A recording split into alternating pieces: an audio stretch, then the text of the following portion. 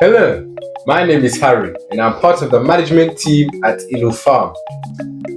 Before we continue with this video, I would like to just give a big thanks to all those who watched our previous video and who showed their love and support by liking, commenting and subscribing.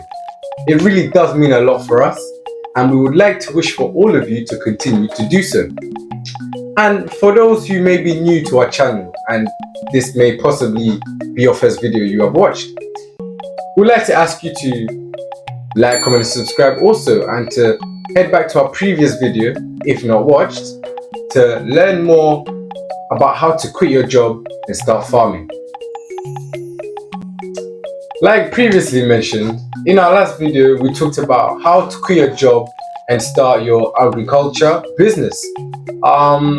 We spoke about all the things that may be useful, not useful, some tips and just a couple advices on what to do or not to do, also that it would make your startup a bit more easier to pursue your agriculture business.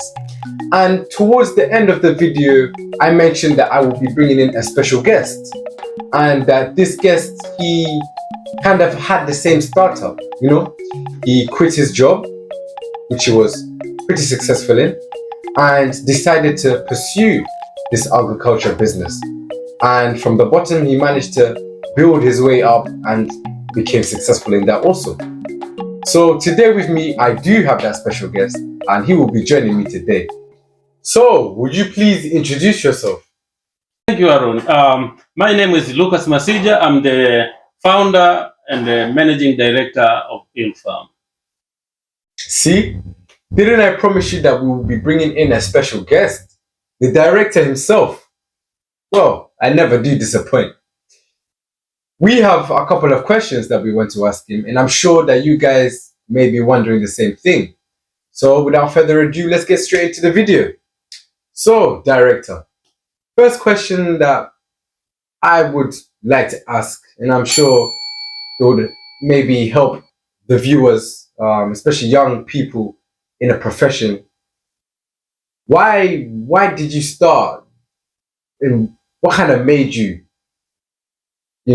want to advance in this agriculture business? Aaron, for asking me that question, it's not only you, majority of people, they keep asking me that, why did you left your job and went to farming business? Before I start to give advice to young professionals who want to venture into agriculture business, I think it is a good idea if I can briefly tell them about my background. I am an accountant by profession. I am educated to master's level. I have 15 years of experience working in finance and banking industry. So you can see that I'm well educated, and I had a very successful career.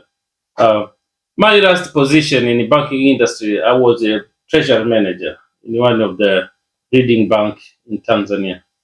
So this can give a picture when we are talking about quitting your job and start farming business.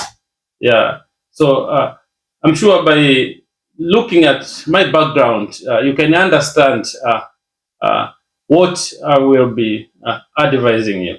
Therefore, through this interview, young professionals, they can see that I was also employed. I had a very successful career, and I'm well educated, But I decided to leave this job. I was paid well, but I was not happy with it, because I loved agriculture. So no matter what, my mind was set to be a farmer. So, and I had this dream of running my farming business. Therefore, I decided to quit my job. So it's not like I didn't have anything to do. I was employed. I had a very successful career. So from this point of view, I think now when we are talking about quitting your job and start farming business, these young professionals, they will understand more that they are listening from a person who did it. And I don't regret about quitting my job and going to farming business. In fact,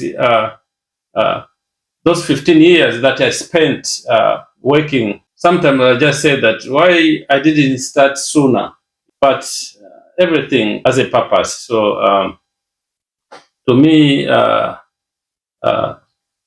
being employed, it helped me to accumulate capital, which I used for my investment. So it's not a bad thing to be employed. And I don't want to say that being employed is not a good thing. It depends how you take it. And I don't advise people to leave their job so that they can go and start agriculture business. No. What I'm saying that I'm talking to those probably who are not happy with their career, and they have got this dream that they want to run their own business. So I'm talking to those kind of people.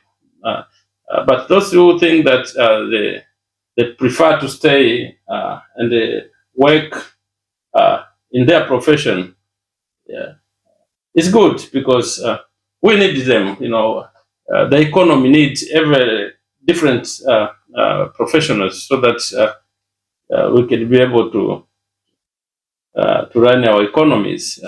Otherwise, if we all become farmers, who are going to be our accountants, who are going to be our doctors, who are going to be our bankers? Farmers, we need banks. So we can't walk in empty building, expecting that we will get service. We need people to be in banking industries. Okay. Now that you've given us that brief background, first impressions for me, it seems that you're a very intelligent person and you could have easily stayed in those types of careers, in those types of jobs. But the question is still there. Why did you decide to leave your profession or even choose to venture into professions similar to the ones you were in before? What made you specifically go into this agriculture side, this farming side of the business? Why? That's the question. Yes. Thank you, Arun. So why did I go to agriculture rather than going to another profession? Yes, I've got the qualification. I could have opted to join another bank or finance position somewhere else, but I decided to go to agriculture sector. To me, I can say that agriculture has been part of my life. It's something that I grew up knowing it very well because my father, who was the breadwinner of our family, was employed by the Ministry of Agriculture. Though my father was employed by the Ministry of Agriculture, but himself was passionate about agriculture. At home, we had cattle, we had chicken, we had goats, we had gardens with all sorts of vegetables. We had banana plants, So when you visit at home, you will find all sorts of agriculture activities. So this kind of upbringing, made me to love agriculture because I grew up in that setting. I remember at home, though we had servants and who were employed to, for instance, to look after the cattle and chicken, but my dad decided that when it comes to milking the cows, selling of the chickens or eggs, is us. We were supposed to do it. We need to be there around so that we can be able to oversee the whole processing of selling those products. Because he used to say that you can't leave people from outside to look after your money. You need to be there. the process of milking, the process of collecting eggs, and the process of selling the chicken. We were supposed to do it, not the servant. So, so this kind of upbringing, it made me to love more agriculture. I see, I see. So now it's all starting to make sense. The lines are starting to feel formulate now, I should say. It's very, very nice to see that the father obviously spending time with the family, but it kind of strengthened his love, his passion for this agriculture business that he has now, and something from when he was a child, and now he's bringing it into fruition. It's nice to see. Now that we have discussed why you have such a love, such a passion for farming, for the land, Yes. is there any type of advice that you can give to the young people out there, who are in a profession at this moment that are wanting to pursue their career, the rest of their career in farming? Before I can start to offer my advice to young professionals who want to venture into agriculture, it is good for them to know that agriculture is not easy, as majority of people think. You know, um, without the right information, knowledge, and skills, you can easily go wrong. And this can lead to the collapse of your entire project. Back to the main question, how are you going to be successful in agriculture business? There are some factors that they can determine whether you can be successful or you can be a failure. These factors are divided into two groups, internal factors and external factors. Let's start with the internal factors. Internal factors are those factors that can only be found in you. You are the one who has the power to control them. The first factor is passion. You need to be passionate when it comes to start agriculture business. You need to love agriculture. It's not something that you can just jump in without any love, and you think that you will be able to manage it. Agriculture has got a lot of challenges that can upset you, and disappoint you, and sometimes they may lead you to withdraw from continuing with the project that you will be doing. So you need to be passionate. So that is number one. Number two, you need to know how to make choices. There is more than 100 businesses within the agriculture industry. So you need to know which project you want to do. So choice is very important. Yeah. Don't choose a business just based on what you have seen from your friend or you have seen from someone else, and you think that you can manage it, and that is very wrong, because most of people, they will hear from other people that they've been successful with this project, and then they will just go and find capital and they will jump in. Definitely, if you do that, you will fail.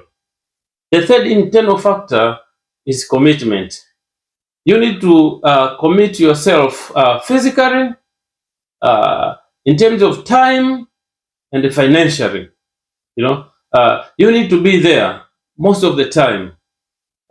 Don't delegate to other people to look after your project. Make time, for you to be there. When you still at your employment, take day off, or during weekends. If the farm is closer to you, just go and visit your farm. Yeah, this is very, very important. If there's a lack of commitment, definitely you will fail, because agriculture needs your time, needs your money, needs your presence. The first factor is resilience. You need to be resilient when it comes to running agribusiness.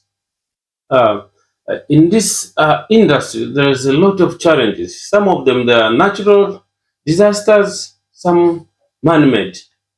So So you need to know how to turn negative advices into positive. Otherwise, it will affect you emotionally and psychologically. So it is good to be resilient. The fifth internal factor is about taking action. Remember, we all start with ideas, So turning your ideas into reality is what matters. Having an idea and you don't act on them, it doesn't help. If you have an idea about a certain type of agriculture business, and you see that it's possible for you to do it, yeah, just try it. Don't wait until when your ideas start to evaporate, and this can make you to lose your focus. So as soon as you have an idea, put it into action and start working on it. Don't wait until your idea evaporates. If you wanted to start a business, you will stop doing it. External factors. Remember, you can only have control with the internal factors, but this one, the outside there, you don't have any control. But you need to take them seriously because they can affect your business. You don't need to ignore them. You need to make sure that you know how to deal with them. The first external factor is the market for your products. You need to research the market where you are going to sell your product. You can't wait until the point of harvest and then you start finding markets for your product. That is not advisable when it comes to run agribusiness. Remember, most of the product from agriculture, they are perishable. So there is no much time from the time when you harvest them to when the customer wants to consume them. So you need to make sure that as soon as your products they are ready, they can reach the market as soon as possible. Number two is the channel that you'll be using to distribute your product. This is very important. You need to know how your product they will reach the market. You have already identified your market, so you need to know how your product they are going to reach that market. It is very important to know how you are going to take your product to the market. Are you going to sell the product yourself to the market, or are you going to use agents? This is very important. You need to know how are you going to make your product available to your customer. This is very important when it comes to operate agribusiness. Number three is funding. Most of the projects in agriculture industry, they demand a lot of money. You need to make sure that you are financially fit to be able to pay the expenses which are associated with your business. So you need to have certain amount of money ready to be invested into your business because as agriculture business is quite, because when it comes to agriculture business, you will start investing from day one until when you harvest. Between that period, it will be about injecting money. There's so many things. You will start with the preparation of the land, planting, deweeding, pesticides, harvesting, packing your products. So all of this, needs money, because you'll be paying people to do these jobs. So you need to make sure that you've got enough money to be able to fund those activities. The fourth and the final external factor is staffing. Yeah. When it comes to running agribusiness, you need to employ people who share the same vision with you. Uh, uh, Find people that they will work toward achieving your objectives. Don't bring someone who is there just to earn money from you. That one will not deliver. It will not look after your farm well, because you will be there waiting for salary. It is very important to find someone who has got the same vision like yours. Uh, Otherwise, you'll just employ someone who will be there in your farm doing other things, not taking consideration what is going on around your farm. So it is very important to employ people who have the same vision and like what you have. Lastly is about action.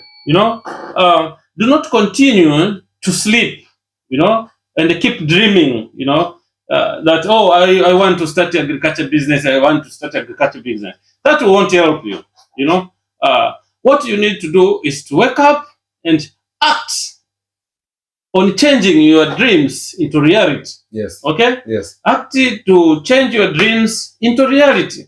Yeah? If we are planning to start agriculture, act now. Start it slowly. You don't need to wait until late, but this business, you start step by step, As I say that, as we started ourselves, we didn't start big. We started very little. The little money that you have, start something.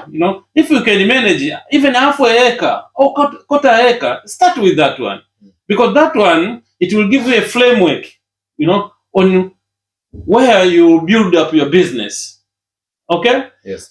In fact, I always advise young people that don't start big, because you don't know yet the trade. You don't know the in and the outs. You don't know the start little so that you can learn first. Even though you've got money, that you can invest for big projects.